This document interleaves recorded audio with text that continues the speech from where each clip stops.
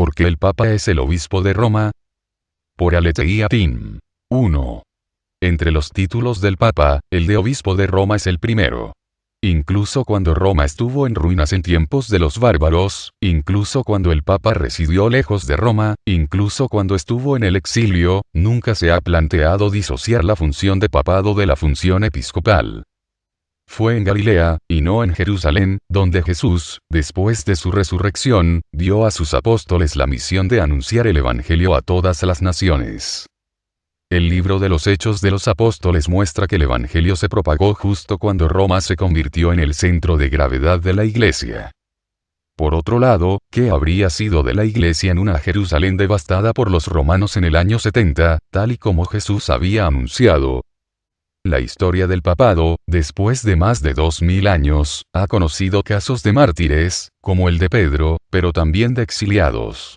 Cleto, Clemente, Cornelio y Lucio en la época de la persecución romana. Liberio en tiempos de Constantino. Silverio en tiempo de los bárbaros. Durante los siglos, antes del cisma de 1054, Constantinopla fue una ciudad infinitamente más brillante que Roma. Constantinopla, a pesar de estar orgullosa de su grandeza, jamás reivindicó el primado. Más tarde, en un periodo de 70 años, en una época en la que Francia ejerció una fuerte presión sobre el papado, los sucesores de Pedro residieron en Aviñón, 1309-1377.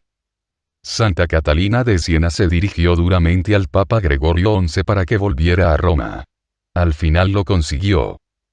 Pero incluso en estos tiempos turbulentos, nunca se puso en cuestión si el obispo de Aviñón era el Papa. Igualmente, los papas de Aviñón nunca tomaron el título de obispos de Aviñón. Ya en la era moderna, Napoleón I deportó a Pío VI a Valence-sur-Marne, Francia. El papa murió allí. Prosiguió con Pío VII, a quien deportó a Génova y después a Fontainebleau.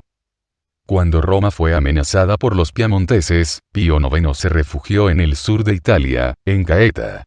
Pero volvió a Roma lo antes posible, esta vez con la ayuda de los franceses. Tras la anexión de Roma al Reino de Italia, el Papa se consideró como prisionero en el Vaticano. Protestó pero permaneció allí.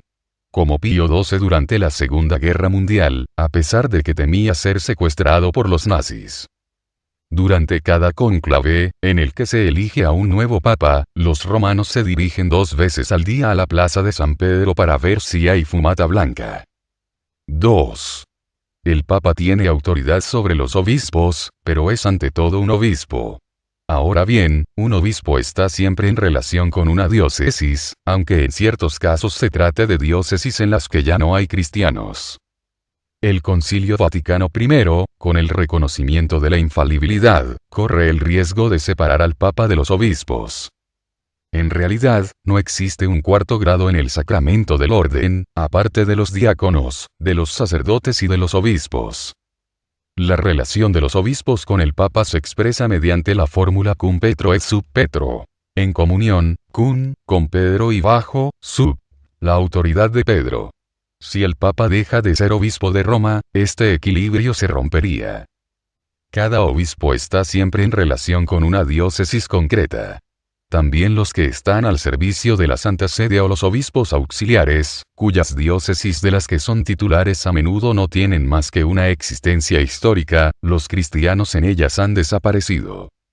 Se trata de una ficción que tiene, por lo menos, la ventaja de mostrar que un obispo está siempre vinculado a un territorio y a un pueblo concreto. Un papa que ya no fuese obispo de Roma se parecería más a un secretario general de las Naciones Unidas. 3. La catedral del Papa es la Basílica de San Juan de Letrán. Para el gobierno de la diócesis, le ayuda un cardenal vicario. Poco después de la vuelta de Aviñón, los papas residieron en la Basílica de San Juan de Letrán. 4 concilios ecuménicos llevan el nombre de Letrán. Cuando el palacio se desmoronó, el Papa Gregorio XI se refugió en el Vaticano, junto a la tumba de San Pedro. Pero la catedral de la diócesis de Roma siguió siendo San Juan de Letrán. A pesar de que el Papa entonces nunca salía del Vaticano, Pío XII se dirigió a los lugares afectados por el bombardeo del 19 de julio de 1943. como la reina de Inglaterra en Londres después del Blitz. Al mismo tiempo que anunció un concilio ecuménico, el Papa Juan XXIII lanzó un sínodo para la Iglesia de Roma. Juan Pablo II, en el transcurso de su largo pontificado, tuvo la ocasión de visitar, domingo tras domingo, todas las parroquias de Roma. Unos días después de su elección, el Papa Benedicto XVI se dirigió a San Juan de Letrán para tomar posesión como obispo de Roma. En su homilía declaró: «Con todo mi corazón, quiero tratar de ser vuestro obispo, el obispo de Roma». Una semana más tarde, reunió a los sacerdotes y a los diáconos y les insistió en la necesidad de formar, en Roma, una verdadera iglesia local. Para el gobierno cotidiano de la diócesis, el Papa es ayudado por un cardenal vicario. La residencia del cardenal y de los servicios diocesanos están situadas junto a la Basílica de San Juan de Letrán. El Papa celebra allí la Misa del Jueves Santo, durante la cual los sacerdotes de la diócesis renuevan sus compromisos. 4. Los cardenales, aunque estén en todo el mundo, pertenecen a la diócesis de Roma y son titulares de una iglesia romana. En el gobierno de la Iglesia Universal, el Papa es asistido por consejeros. A lo largo de los siglos, estos fueron solamente sacerdotes de la diócesis de Roma. A partir de la Edad Media, los cardenales formaron un grupo determinado, que fue llamado más tarde el Sacro Colegio.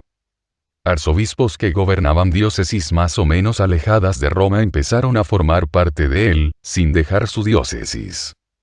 Pero, para subrayar claramente que es la Iglesia de Roma la que tiene la misión, según la hermosa fórmula de Ignacio de Antioquía, de presidir en la caridad entre todas las iglesias, los cardenales se convierten en titulares de una iglesia en la diócesis de Roma.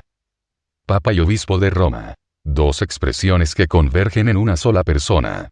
Por ello el emérito Papa Benedicto XVI, en la homilía anteriormente citada, decía: «En cuanto católicos, todos somos, de algún modo, también romanos».